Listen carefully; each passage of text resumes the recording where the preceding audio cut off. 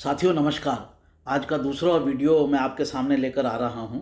मेरा नाम है कमलकांत, आप जानते ही हैं। एक बहुत बड़ा मामला सामने आया है और इसके बड़े लॉन्ग टर्म इम्प्लीकेशन हैं। इसमें मोदी सरकार फंस भी सकती है और इसमें जनता का भी बहुत बड़ा स्टेक है। दरअसल भारत का जो राष्ट्रीय गान है वो है जन गण मन और भारत का जो राष्ट्रीय गीत है वो है वंदे मातरम।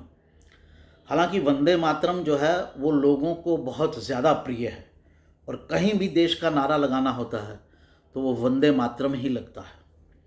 लेकिन जब देश आज़ाद हुआ और अपने शांति प्रिय जो लोग हैं उन्होंने राष्ट्रीय गान पर जो है आपत्ति जता दी।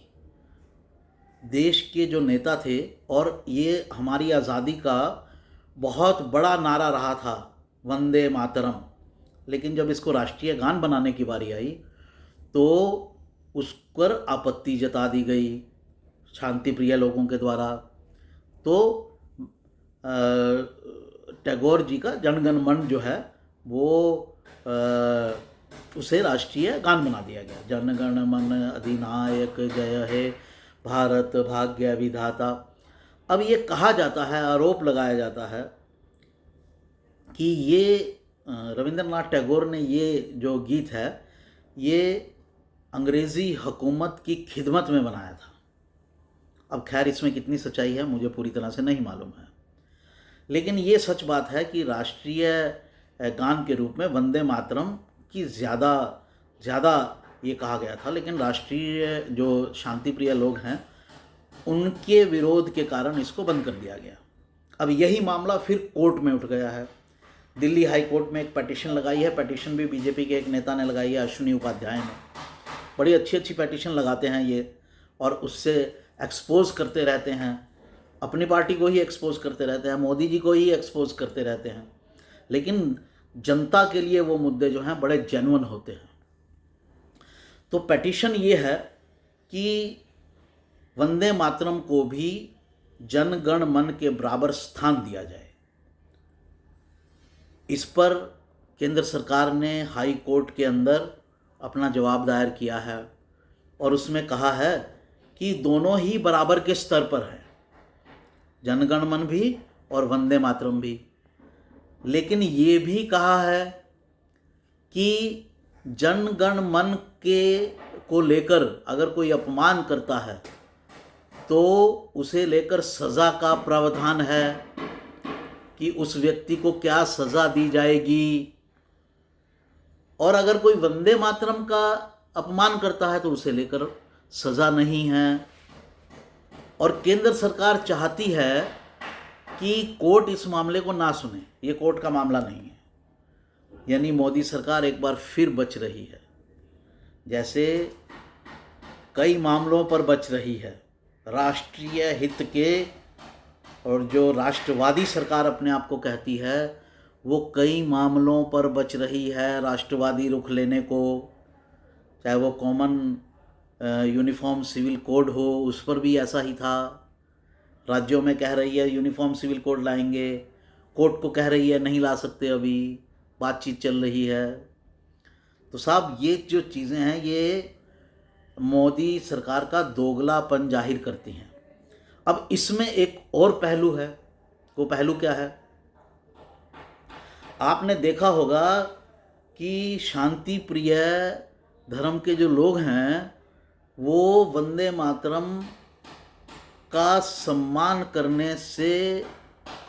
करने को तैयार नहीं है। वो बोलते हैं कि हम वंदे मातरम तो नहीं बोलेंगे। कई बार हो चुका है, सबको स्पष्ट है। उनके सांसद, कारपोरेटर, कई बार जो विधायक हैं वो जब विधानसभाओं में या विधायिका के अंदर, विधायिका मतलब विधानसभा जो कक्ष होता है, चाहे वो स्टेट की विधानसभा हो, चाहे वो लोकसभा राज्यसभा संसद हो, और चाहे वो जहाँ बैठकर लोकल म्यूनिसिपैलिटी बोर्ड की चीज़ें हों, चाहे वो ग्राम पंचायत का कक्ष हो, वहाँ जब वंदे मातरम बजता है तो वो नहीं उठते हैं। अब समझिए इस केस को, अगर दोनों को बराबर स्थान दे दिया गया है तो क्या केंद्र सरकार वंदे मातरम का जो असम्मान करता है उसको भी वैसी ही दंड का प्रावधान करेगी जैसा जन गण मन पर होता है। तो जितने ये शांति प्रिय लोग हैं ये सब जेल में जाएंगे अगर वंदे मातरम का अपमान करेंगे तो क्या मोदी सरकार को वंदे मातरम के लिए वैसे प्रावधान नहीं करने चाहिए राष्ट्रीय चिन्हों के लिए जैसे और राष्ट्रीय चिन्हों के लिए हैं या जनगण मन के लिए हैं? स्पेसिफिक बात करें तो करने चाहिए ना। तो अब उनका टेस्ट हो रहा है। लेकिन बड़े शोक की बात है, बड़े दुख की बात है कि राष्ट्रीय मुद्दों पर ये सरकार जो है वो 56 इंच वाला डिसीज़न नहीं ले पाती है। बातें 56 इंच की हैं लेकिन डिसीज़न नहीं ले पाती है। मित्रों, इसके लिए जोर लगाना है, इसके लिए भी।